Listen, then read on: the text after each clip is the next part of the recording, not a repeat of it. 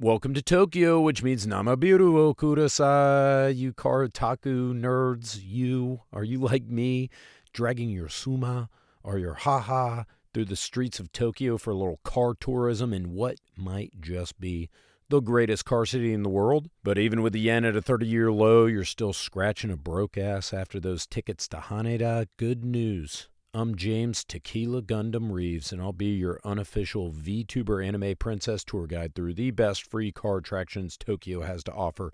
Genuinely cool car stuff you can see without spending a yen. And some of these stops are even spouse, mom, or kid friendly, but keep your eyes peeled for angry hobos, garbage, or maybe getting mugged by violent criminals on the way to the airport in the United States, because they don't have that shit in Tokyo. Worst/best case scenario, you might get offered a massage in Kabukicho, but let's do some car tourism before we take that yen I'm saving you to the Maid Cafe.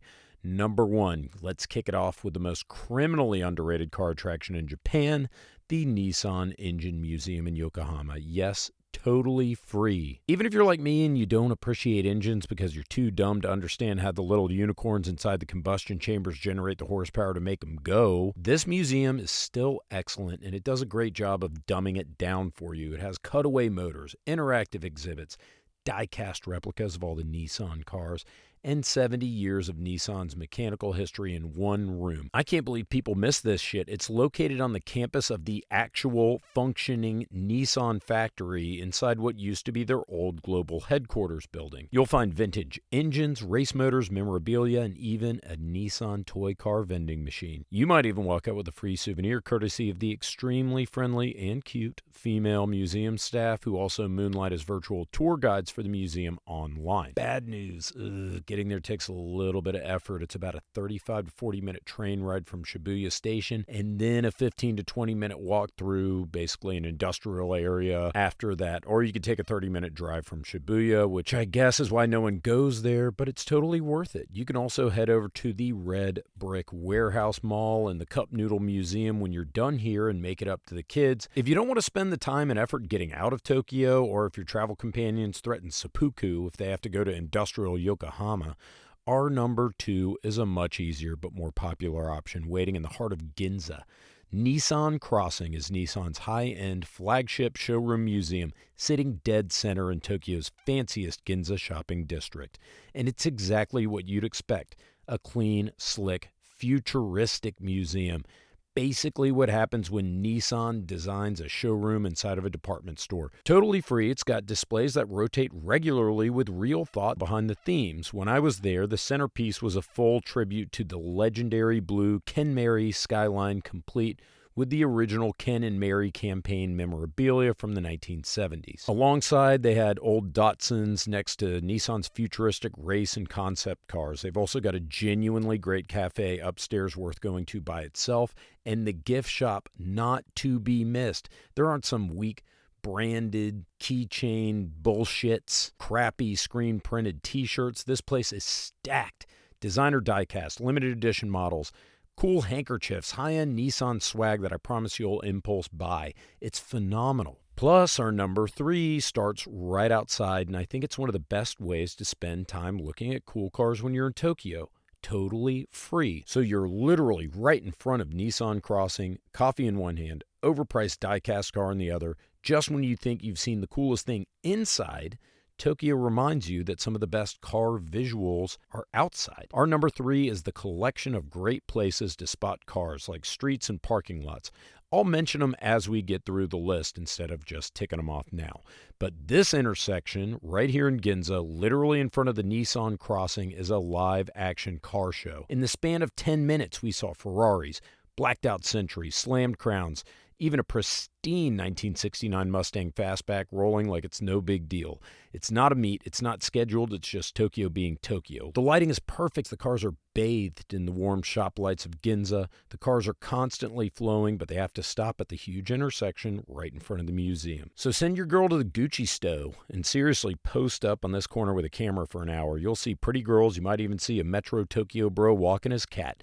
This is just one of several places in Tokyo where car spotting is absurdly good, but I'll name some other streets and parking lots as we go along this video. Speaking of great car spotting spots, Pick number 4, Tsutaya T-Site in Dakinyama. If Ginza is all about flash and money, Dakinyama is like the cooler, more stylish cousin that doesn't need to try as hard.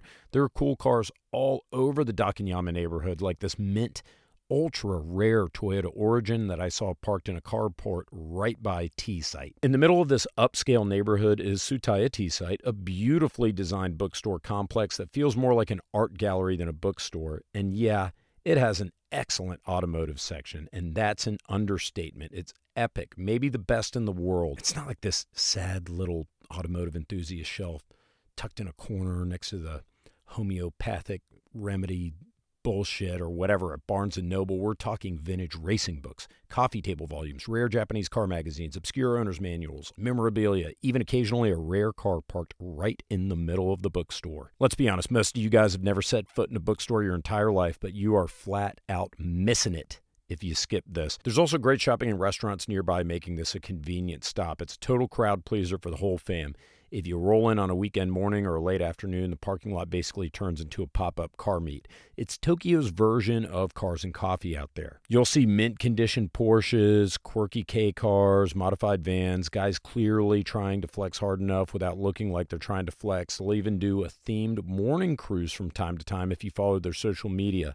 Like, for example, a themed Porsche 911 drive. T-Site, by the way, heavy on the cart from Stuttgart. Even if you miss the cruise, there's a great place to post up. It's this little spot right here, just a few blocks away. There's this bridge overlooking these murals. We stood here for over an hour just watching luxury cars roll through over and under the bridge. It's quiet though, no crowds, just a steady stream of great cars every 60 seconds or so. Dakinyama is the kind of place where the car culture is subtle, but once you know what to look for, you see it everywhere. If Tsutaya T-Site is what Paris would be like if they had cool cars, then Japan's used car parts superstores are like the Chattanooga, Tennessee of the automotive world. And I mean that in the best possible way. These places, a little grungy. They smell like motor oil and plastic polish. Lighting makes you feel like you're inside the warehouse from the movie Saw, but they're incredible, and we don't have anything like it back home. Shelves stacked floor to ceiling with new and used car parts, wheels, suspension, bucket seats, intakes, full exhaust, steering wheels, you name it, all neatly labeled, all organized and cheap.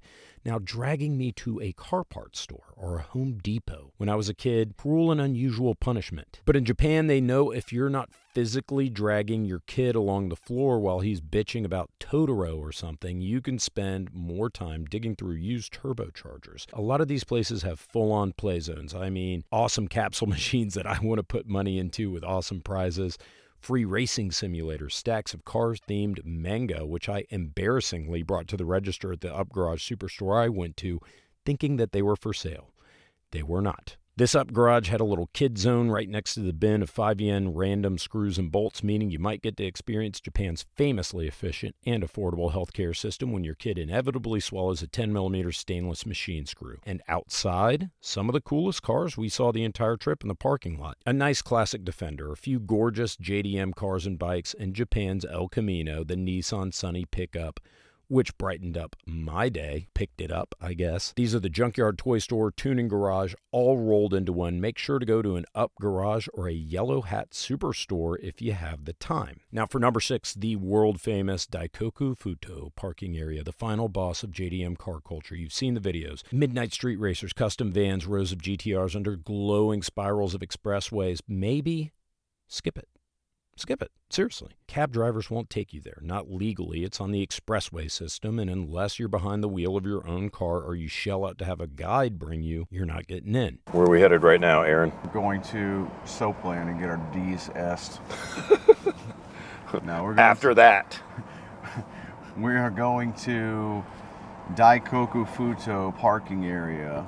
It is a parking area on Tokyo Bay where all of the car groups meet up, hang out. It's a pretty cool spot. These days, unfortunately, it's became overran with tourists, and I guess signs for 004. we resemble that remark tonight. And even if you do rent a car and drive out like we did, there's a solid chance the police will shut it down before you get there, just like they did when we arrived. By the time you've wasted half your night fighting traffic and toll booths, you get nothing. So instead, maybe skip it. Go straight to Super Auto Box in Shinonome. I am telling you, this place is a guaranteed crowd pleaser. You can bring your wife, your kids, your car-hating friends. It doesn't matter. It's clean, it's beautifully lit, it's weirdly elegant for a car parts store, and it's fun. When we went, there was a random book signing event happening inside with a big crowd in the middle of one of the most clever and unique car merch sections I have ever seen in my life. High-end leather driving gloves and shoes, obscure JDM-themed socks and shirts, classy shit you actually want to bring home. They've got parts, 2 full floors of them. If you're a guy like me who used to detail cars for beer money in college,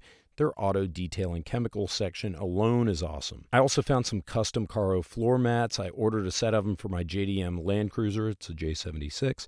They arrived back home a couple months later and were a perfect fit. But the real show's in the parking lot. This place is like a car meet on weekends around dusk. When we were there, we saw a fleet of Skylines roll through, followed by Ferraris, Porsches, modified vans, bikes. I think people swing through here on the way to Daikoku or on the way out because it's nearby. And before I forget, Autobox even has an awesome little cafe and a mini Tsutaya bookstore inside. The same Tsutaya bookstore I raved about earlier. They've got a full rack of high-end car magazines and books curated by the same team, so you can flip through vintage racing volumes or the Japanese equivalent of Lowrider magazine. Now, getting out there, a little bit of a hike from central Tokyo, but it's like a 20 or 30 minute train ride from Tokyo Station and well worth it. And if you still want to chase that Daikoku dragon, it's close enough to take a swing at it after. There you have it. 6 totally free, absolutely worthwhile stops for car nerds in Tokyo. You don't need to spend a yen, rent a car, or beg your wife to go to Daikoku at midnight. Just hit these spots, bring a camera, and you'll get more out of Tokyo car culture than most tourists even know exists. If you like this video, subscribe for more JDM car content that does not suck sometimes. I'm James Reeves. This is Jim Ports. If you don't subscribe, I'll see you